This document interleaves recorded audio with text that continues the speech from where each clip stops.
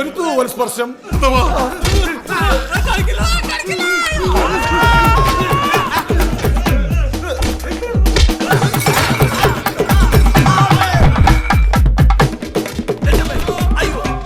സാറിന് ഓർമ്മയുണ്ടോ sir?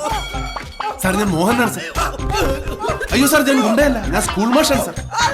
Sir ഞാനൊന്ന് സാറിനോട് ചാൻസ് ചോദിക്കാൻ വന്നില്ലേ, ആ മോഹനാണ് സാർ ഞാൻ.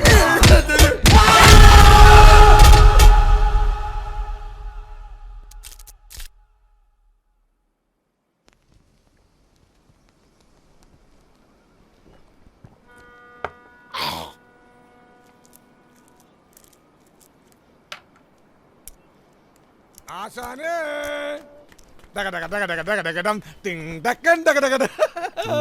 അത് ശരി, നിങ്ങ ജലോത്സവം തുടങ്ങിയ? എന്താണ് എല്ലാവരും ഭയങ്കര സീരിയസ്?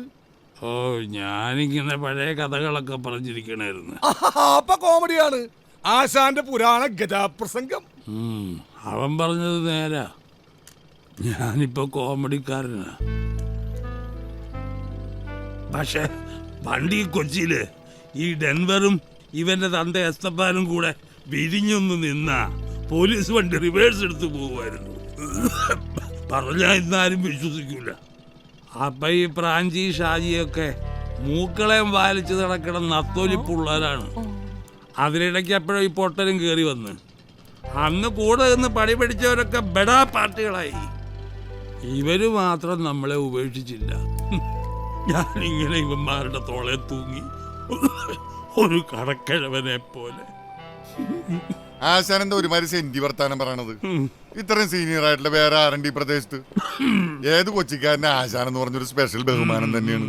അതില്ലാത്തവനെ കൊണ്ട് ഷാജി ബഹുമാനിപ്പിക്കാൻ ചെയ്യും. എലക്ഷന് നിക്കണേല് ഇങ്ങേരെ പുട്ടുപോലെ പാട്ടും പാടി ജയിപ്പിക്കുന്ന നാട്ടുകാര്.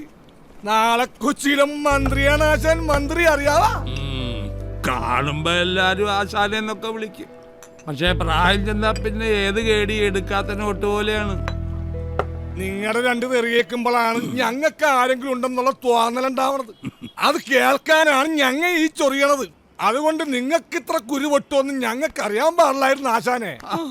ഞാനിത് നിങ്ങളോട് പറഞ്ഞല്ലടാവേ, ഞാൻ പൊതുവായിട്ടൊരു കാര്യം പറഞ്ഞതാണ്. അങ്ങനെ പൊതുവായിട്ട് ഇപ്പൊ കാച്ചുണ്ടെങ്കില എടുക്കാത്ത നോട്ടിന്റെ വിലയാണോ നിങ്ങൾക്ക് ഞങ്ങൾ തന്നിട്ടുള്ളത്? പഞ്ഞത്തിന് മരുന്ന് പൈപ്പ് വെള്ളം മാത്രമായിട്ടുള്ളൊരു കാലം ഉണ്ടായിരുന്നു പണ്ട്.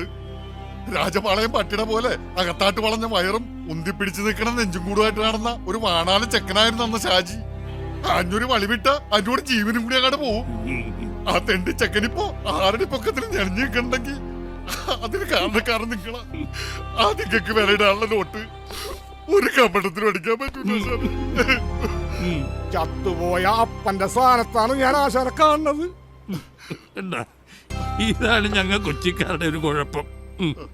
കൂടെയുള്ളവരൊരു ദണ്ണം വന്നാൽ അത് കൂട്ടത്തിലുള്ള എല്ലാവരുടെയും ദണ്ണമാ. ബോംബെയിലൊക്കെ എങ്ങനെയാണെന്ന് ഞങ്ങൾക്കറിയില്ല കേട്ടോ. പുറത്തുനിന്ന് നോക്കണവന്മാർ നമ്മ കേടികളാണ്, കെട്ടവരാണെന്നൊക്കെ പറയുമായിരിക്കും. പക്ഷെ കൂട്ടത്തിലുള്ളവർ തമ്മിൽ ഒരിക്കലും ഗിരിഗിരിപ്പ് ഉണ്ടാവരുത്. അങ്ങനെ ഉണ്ടായാൽ ആ സെറ്റ് അടിച്ചു വിരിച്ച് കബൂറായി പോവുകയുള്ളൂ. അതുകൊണ്ടാണ് നിങ്ങൾ തമ്മിൽ പോട്ടി ഉണ്ടാവരുതെന്ന് എപ്പോഴും ജോളിയായിട്ടിരിക്കണമെന്ന് ഞാൻ പറയണത്. ആ സത്യം. ആ അത് കെടുത്തിയത്.